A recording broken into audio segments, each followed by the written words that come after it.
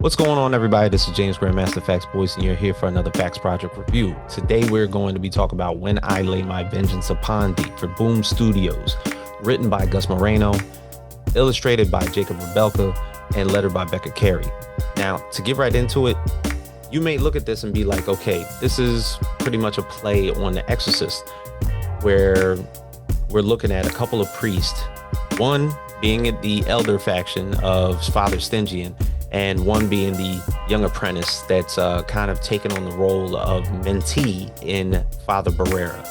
And it's not the fact of how this is kind of centered around a couple of exorcists, but more so of exorcists turned detectives, as in there's a particular storyline from issue 1 into issue 2. Now, Father Stygian, of course, is getting a little bit older. The last time he performed The Exorcist, he got really badly injured and just sent to a hospital for a little while. So not only the fact can exorcism be dangerous to the point where it can cause physical harm, but there's also the possibility of the demon that they're depossessing passing itself to the person that's conducting the exorcism. And in issue 2, they come to find out that another father may have been conjured back from the dead and is possessing other people because they've run up on a colleague of theirs. And upon pulling up to this house in the middle of this village, they see a man killing a horse, shotgun to the head. And they're realizing pretty much what they're in for. But the big mystery is the fact that there's a demonic possessed priest out there also possessing the living. However, he passed it on to this child, which basically is festering through the decayed corpse of a horse. However, this is how spooky that looks.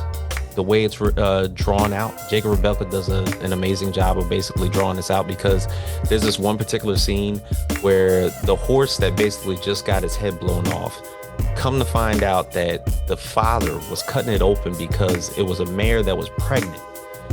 And the fetus inside is also a demon for the child to feed on.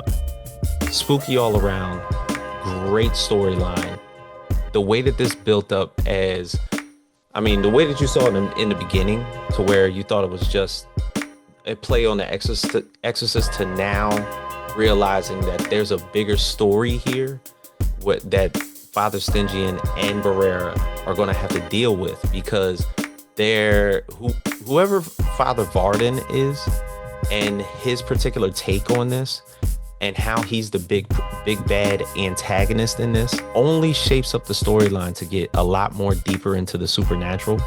Because Father Stygian, of course, isn't your regular priest.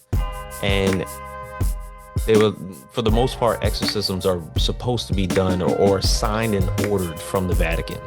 Father Stygian is somebody that seems a little bit more independent, and he answers to no one. Or better yet, if there is somebody, we don't know about him yet. But looking forward to seeing more of this series.